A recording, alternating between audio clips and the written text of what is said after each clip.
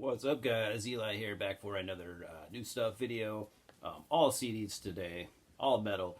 This is my second time recording this because the first time I did a bunch of editing, and you guys have probably noticed I've been trying my hand out at editing lately. And thankfully, I watched it before I uploaded it because it just looked like fucking garbage. I need to rein it. I was trying to, I don't know, I was getting a little bit obsessed with the editing, trying to make things too perfect. I need to pull it back a little bit. Keep it simple. Go back to my keep it to my roots a little bit, which is not editing heavy.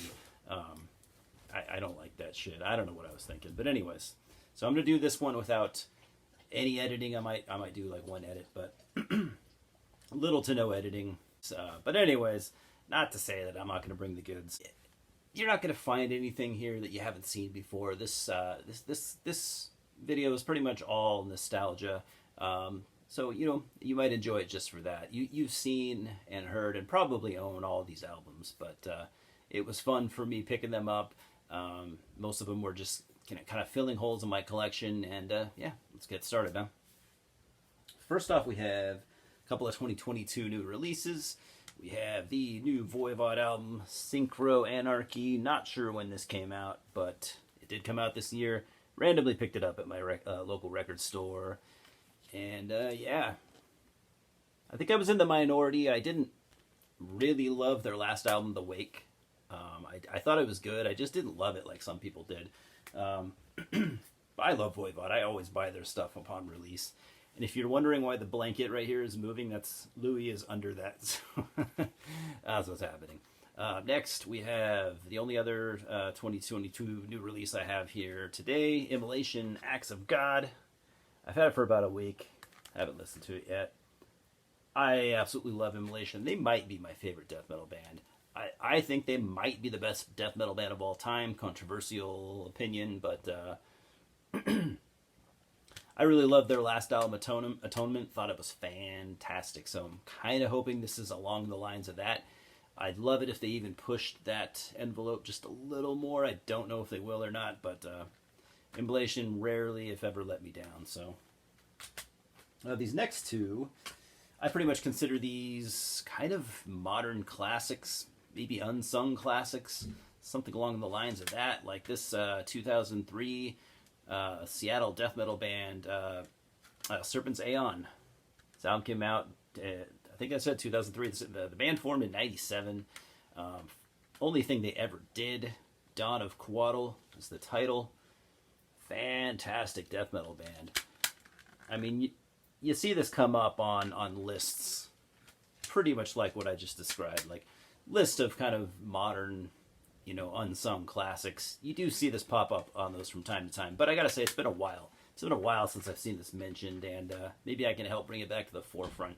I think you can still get this. This came out of Moribund Records. I think they even still have copies fucking 19 years later. That should tell you a lot. I think they still have copies for probably under $10. You can probably get it on Discogs for under 10. Pick it up, man. It's really fucking good. The other modern classic. This thing was almost an instant classic. This album got a lot of acclaim upon release, and it still sounds just as good. Came out in 2007. Yeah, 15 years ago, man. And this band never followed it up. They never. I don't know. They just never did anything else. We're talking about California's Death of Vocation with the Chalice of Ages. You might remember this from 2007. It was a big deal back then. Like I said, I think it's still fantastic. It took me 15 years to get a copy, but I got it now. It came out on Extreme Music out of Spain. Great death metal label. Death of Vocation. Get it while you still can. These next three are classic debut albums that I should have owned, never did. You're probably going to be shocked by, well, probably all of these. This one right here, 1983, one of the best heavy metal albums of all time. Got Melissa from Merciful Fate. This is the 1997 Roadrunner Records repress. I absolutely love Merciful Fate. I've heard this album dozens of times. I have no good answer as to why I never owned it before. I do prefer Don't Break the Oath, but I mean, there is no doubting the absolute magic of Melissa. 1991, Candlelight Records. Did Candlelight put this out initially? No. Carmageddon Media, I think, put it out. I don't know. 1991's Swedish death metal classic, Dismember, like an ever-flowing stream. I'm not the biggest Swedish death metal fan, but I've always had a soft spot for Dismember. I have a lot of Dismember in my collection. I just never had this. And again, just like Melissa, I've heard it dozens of times. Just never owned it. Now I do, and shit's getting real. All right. And probably even my favorite out of all three of these, believe it or not. Yeah, we're going to go back to, like, as I said earlier, possibly my favorite death metal album of all time, Emulation, Dawn of Possession, also from 91. I have the 2003 Metal Mind repress. Metal Mind always did good represses. They always had that kind of classic, that classic sticker. The stickers on all their releases, at least from what I've seen. Again, I have no good answer as to why I never owned this before, but I do now, and I couldn't be happier. So, the rest of these are just random albums that I picked up. Some dude sold his metal collection at one of our local stores, and I picked up a good chunk of it, which was cool. A lot of albums that I've always wanted and just never had a physical copy of.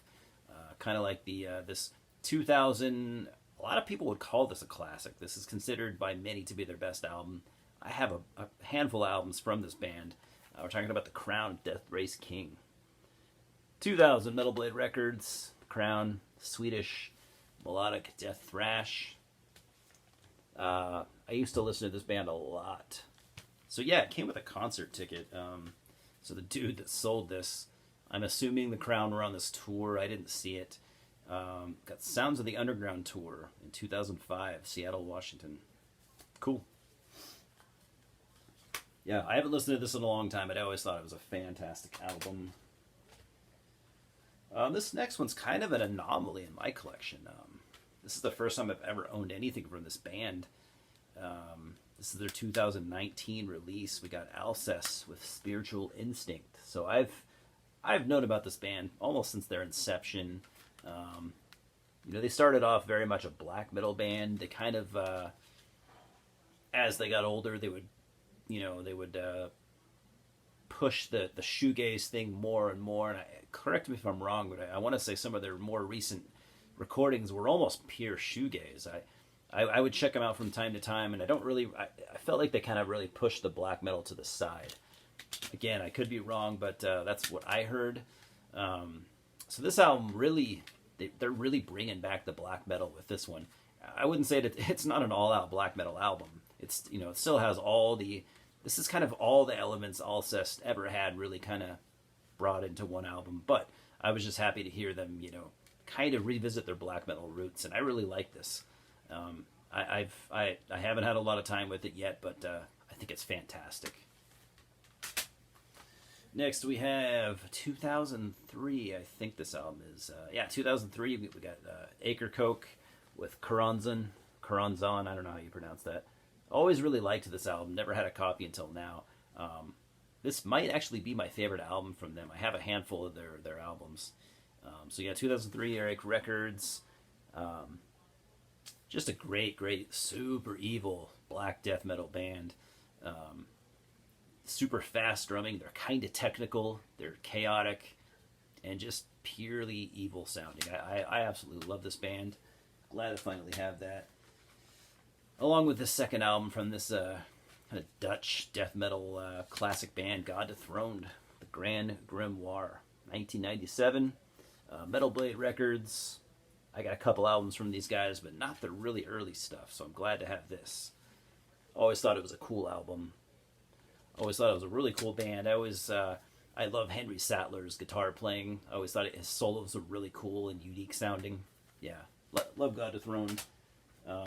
This next band, I have a couple of their releases.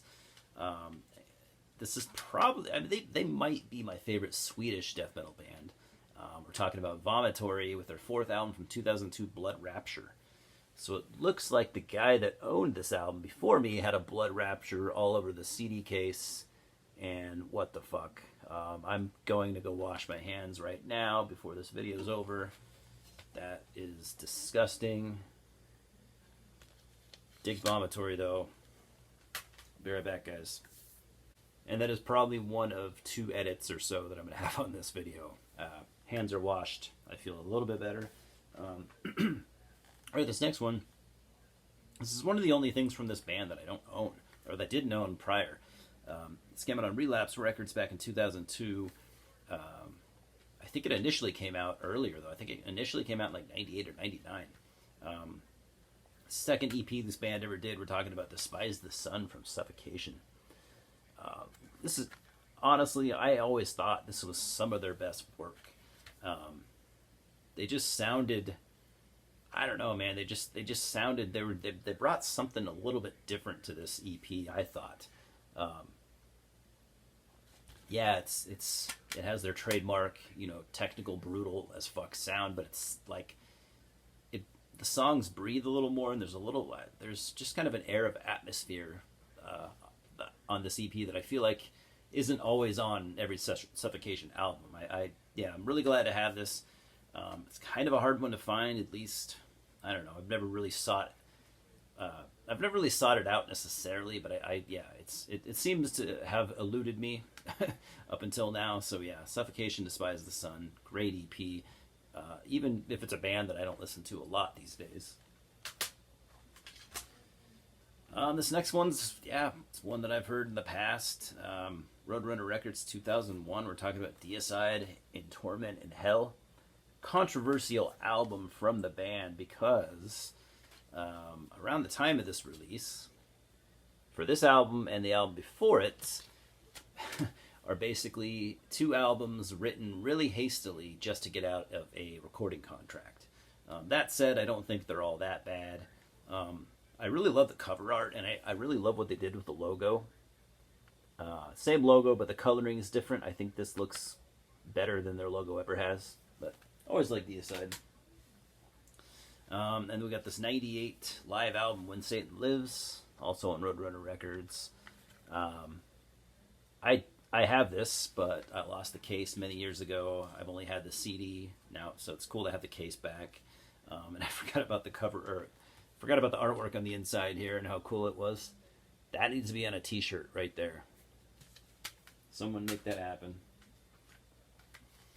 All right, we got a band that I've never really heard of. This is from 2006, their debut EP on Baphomet Records, which was Killjoy of Necrophagia's record label for a while there.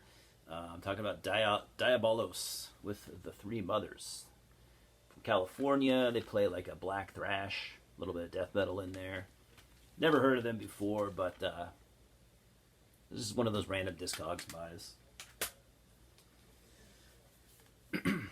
This album I do own, but I bought this limited edition because it comes with something that I didn't own. So we got from Cannibal Corpse 2004, we got the Wretched Spawn limited edition. Comes with the Worm Infested EP, which I did not have. So yeah, like I said, Wretched Spawn, I've always had it. It's a really good album, actually. Super fast, technical. I feel like they were bringing some fire on this album. That it doesn't just sound like every other Cannibal Corpse album to me. Anyways, always liked it, and yeah. Worm Infested EP. I like their logo in green. It looks really cool. This has some covers. Got No Remorse. Is that Metallica? I'm really bad with track titles. I think that's Metallica. Confessions. I think that's a Accept song. I don't know. There's one of these songs there's an Accept cover, a Metallica cover. I don't know about the rest, but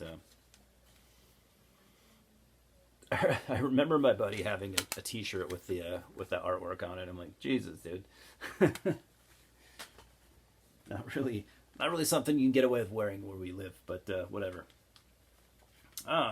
This is a 2008 split from Time Before Time Records. 4 really cool bands that I love. We're talking about Deep Grave Dungeons. Note about this, never owned it. We got Crucifier, Thronium, Sathanas, and Bestial Mockery on here. 4 killer bands.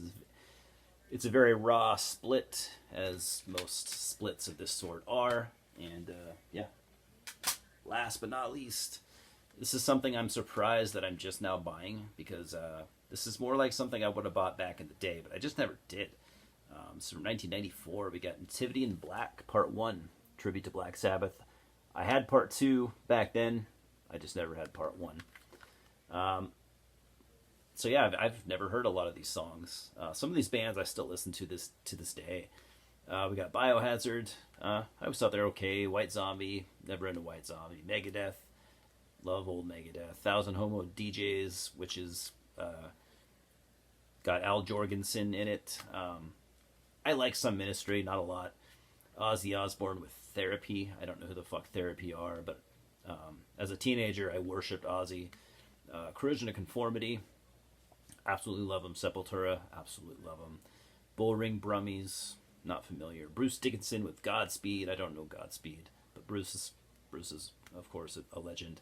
Ugly Kid Joe. No thanks. Faith No More. Yeah, I kind of come and go with Faith No More. I love Angel Dust. And almost the thing that made me buy this was I really want to hear Typo Negative cover the song Black Sabbath. That's got to be good. Got to be good. Love Typo Negative. So, yeah, you guys all know this one. But anyways, that's all I got, guys. Not as cool as the original version that I was working on with tons of editing and fancy shit and shiny, polished bullshit. But you're getting this raw and pretty much uncut version. Yeah, guys, I don't know. I'm probably not going to be uploading as much in the coming weeks, but whatever. I don't think anybody really cared about that anyways. Yeah, I got projects I'm working on, so look forward to more cool shit in the near future. Near, maybe even distant future. But anyways, as always, thanks for stopping by, and we will talk soon. Louis says hello. Cheers.